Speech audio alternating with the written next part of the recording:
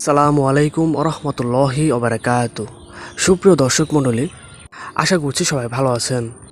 খান Islamic life চ্যানেলের পক্ষ থেকে সবাইকে জানাচ্ছি আন্তরিক শুভেচ্ছা ও মোবারকবাদ। ভালোবাসা কে না চায়? প্রত্যেকেই কারো না কারো ভালোবাসা পেতে আগ্রহী।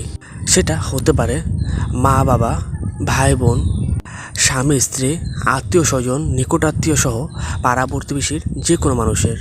এবং ভালোবাসাটা যে একজনের মধ্যে সীমাবদ্ধ থাকে ব্যাপারটি কিন্তু তাও নয়। তবে সবাইকে ভালোবাসার মধ্যে কিন্তু একরকম সমানুভূতি লক্ষ্য করা যায় না। অর্থাৎ আপনি কাউকে না কাউকে একটু বেশি ভালোবাসেন, তো সেই ভালোবাসার ব্যক্তিটি যদি আপনাকে এড়িয়ে চলে, আপনাকে অপমান করে, আপনার কথা না শুনে, তখন এই বিষয়টি আপনার জন্য খুবই কষ্টদায়ক একটি মুহূর্ত হয়ে যায়। তো আজকের এই ভিডিওতে আলোচনা করব যে আমল করলে আপনার ভালোবাসার মানুষ আপনাকে আগের মতো ভালোবাসবে এবং আপনি আপনার পুরনো ভালোবাসা ফিরে পেতে পারবেন। সোজাভাবে বলতে গেলে ভালোবাসার মানুষকে বাধ্য করার আমল। তো দর্শক, বিষয়টি এমন যে আপনার স্বামী কিংবা আপনার স্ত্রী যদি পরকীয়ায় লিপ্ত হয় কিংবা আপনার সন্ততিকে ভরণ পোষণ না দেয় কোনো কারণে, সংসারে অশান্তি, ঝগড়া বিবাদ সর্বদা লেগেই রয়েছে, কিংবা আপনার মনের মানুষ, আপনার ভালোবাসার মানুষ আপনাকে এক ফোঁটাও দাম দেয় না, এক বিন্দুও ভালোবাসে না, কিন্তু পূর্বে সে এমন ছিল না।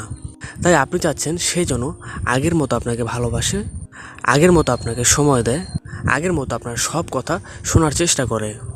শুধু স্বামী স্ত্রী এবং ভালোবাসার মানুষই নয়, আপনার বাবা মা, ভাই বোন, আত্মীয় স্বজন, যে কেউ এমন হতে পারে। তবে বিশেষ করে স্বামী স্ত্রী এবং ভালোবাসার মানুষের জন্য এই আমলটি অধিকভাবে ব্যবহৃত হয়ে থাকে। তো দর্শক, কথা বলতে বলতে অনেক কথাই বলে ফেললাম। আপনারা হয়তো অনেকে ধৈর্যহারা হয়ে গেছেন। তো এখন আর বেশি কথা না বলে আমলের নিয়মকানুন বলে দিচ্ছি। দর্শক, আমলটি করতে হলে আপনাকে অবশ্যই কিছু শর্ত পালন করতে হবে। 1 নম্বর শর্ত, আপনাকে 5 ওয়াক্ত নামাজ পড়তে হবে।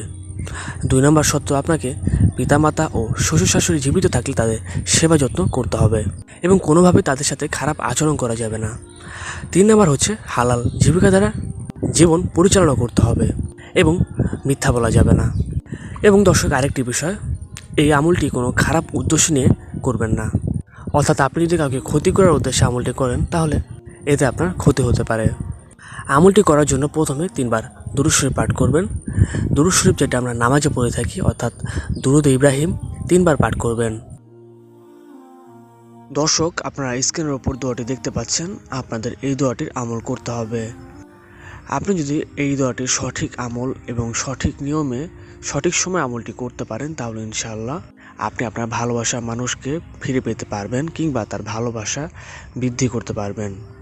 দর্শক, আপনাকে স্ক্রিনের উপর দেওয়া দোয়াটি 7 বার পাঠ করতে হবে। তারপর পুনরায় 3 বার দুরূদ শরীফ পাঠ করে নিয়ে আল্লাহ রাব্বুল আলামিনের দরবারে হাত তুলে আপনি আপনার যাকে ভালোবাসেন বা যার ভালোবাসা বৃদ্ধি করতে চান তার নাম উল্লেখ করে আল্লাহ তাআলার কাছে দোয়া করবেন, যাতে করে যদি সে আপনার জন্য কল্যাণকর হয়ে থাকে তাহলে যেন আপনার সাথে বিবাহ বন্ধনে আবদ্ধ করে দেন আল্লাহ তাআলা।